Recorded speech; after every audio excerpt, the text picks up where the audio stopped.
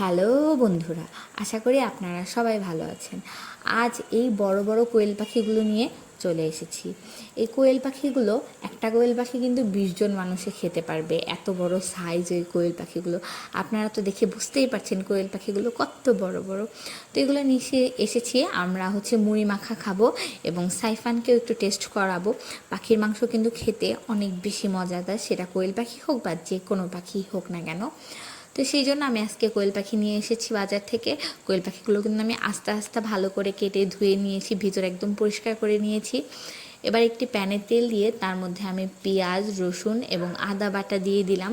তার মধ্যে দিয়ে দেবো হলুদের গুঁড়া, মরিচের গুঁড়া, জিরা এবং গরম মশলা। সব কিছু কিন্তু যেহেতু দুটো কোয়েল পাখি আমি পরিমাণ মতো দিচ্ছি।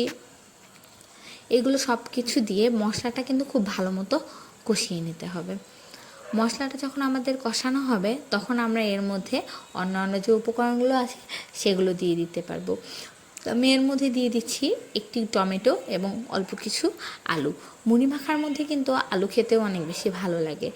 আর কোয়েল পাখিতে যেহেতু আমি সাইফানকেও খাওয়াবো, তো এই জন্য আমি একটু বেশি আলু দিয়ে দিলাম, যেহেতু সাইফানকেও আমি খাওয়াতে পারি। এবার আমি কোয়েল পাখিটা দিয়ে দিলাম। আস্তে আস্তে কোয়েল পাখি কিন্তু দেখতে অনেক বেশি সুন্দর লাগে, তো যার কারণে দেওয়া। আস্তে আস্তে রান্না করব। এটা আপনারা যদি চান কেটে পিস পিস করে ছোট ছোট করেও রান্না করে নিতে পারেন। ছোট ছোট রান্না করলেও কিন্তু অনেক বেশি ভালো লাগবে। আমি ভিডিওর সুবিধার্থে এবং আমার ছেলে যাতে দেখে অনেক বেশি পছন্দ করে, এই জন্যই কিন্তু আমি আস্তে আস্তে কোয়েল পাখি দিয়ে দিয়েছি। সামান্য পরিমাণ পানি দিয়ে দিয়েছি যাতে মশলাটা ছিটতেছিল সেটা যাতে আর না ছিটে। একটা ঢাকনা দিয়ে ঢেকে দিয়েছি। আমি কিন্তু এর মধ্যে বেশি পানি দিইনি, খুব অল্প পরিমাণ পানি দিয়েছিলাম, কারণ আমি কোয়েল পাখি দিয়ে মশলার মধ্যে কষাবো। তা আমি 2-3 বার ঢাকনা দিয়ে ঢেকে ঢেকে কষিয়ে নিয়েছি। যখন একদম কষানোর মধ্যে একদম তেল বেরিয়ে এসেছে, তো সেই পর্যায়ে কিন্তু আমার কষানো শেষ হয়ে গেছে।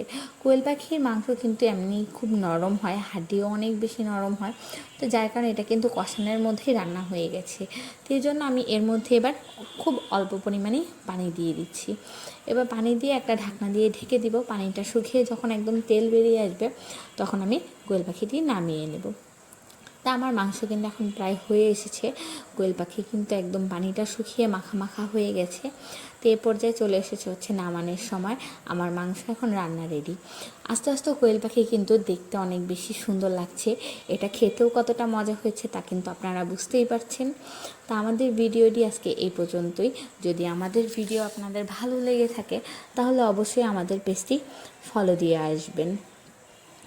আজকের এই মজাদার রেসিপিটি কিন্তু আমার ছেলের জন্য তৈরি হয়ে গেছে। ও আজকে এটা দেখে অনেক বেশি খুশি হবে।